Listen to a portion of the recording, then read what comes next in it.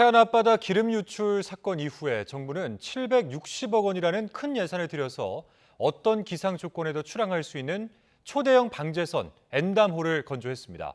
그런데 취재 결과 이 해양수산부는 엔담호의 중요 장비가 작동을 안 해서 방제 작업을 제대로 할 수 없다는 사실을 숨긴 채 취항식까지 열었던 것으로 드러났습니다. 강민경 기자의 단독 보도입니다. 지난 2007년 12월 겨울, 충남 태안 앞바다를 원유 기름띠가 시커멓게 뒤덮었습니다. 당시 허베이 스피리트호에서 원유 10,000톤 정도나 유출이 된 겁니다. 그런데 풍랑주의보가 계속 발효돼 초기 방제 작업이 늦어졌고 그만큼 피해는 커졌습니다. 기름 유출 사고로 피해가 난 충남 태안 지역에서 일주일째 방제 작업이 진행되고 있는 가운데 오늘 오후 서해 먼 바다에 풍랑주의보가 내려져 기름 확산이 우려되고 있습니다. 이에 정부는 나쁜 기상 상황에도 출항할 수 있는 대형 방제선이 필요하다는 결론을 내렸습니다. 이렇게 탄생한 게 바로 2019년 11월 선박 건조에 돌입한 뒤 31개월 만에 닻을 올린 5,000톤급 대형 방제선 엔다모입니다. 예산 760억 원을 들인 해양수산부의 야심찬 결과물로 지난 7월 20일 전남 여수에서 화려한 취항식을 열었습니다. 2022년 대한민국 최초의 5,000톤급 다목적 대형 방제선 엔담호가 국민의 바다를 지키는 전천후 해양재난 대응 선박으로 역사적인 출항을 시작합니다. 그런데 취재 결과 엔다모는 치명적인 문제가 있는 걸로 확인됐습니다.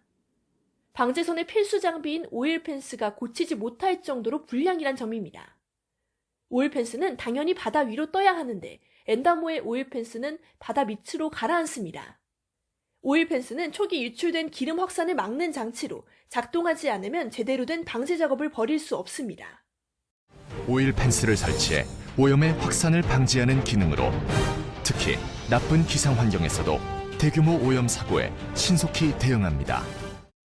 이와 관련해서 해양환경공단은 지난 5월 말에 시운전 때 오일 펜스의 하자를 처음 발견했고 제조사가 수리까지 했지만 정상 작동이 불가능하다는 판정을 받았다며 문제점을 인정했습니다.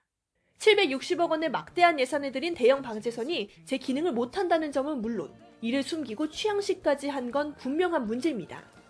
핵심 장비인 오일 펜스가 작동되지 않는 그런 상태에서 출항식을 강행했습니다. 취항식 이후에 기름 사고가 터진다면 이 엔다모는 방제선으로서 역할을 충분히 해낼 수 없는 상태였습니다. 해양환경공단 측은 오일 펜스의 문제는 인정했지만 선박 자체의 문제가 아니라서 취항식을 진행했다고 해명했습니다.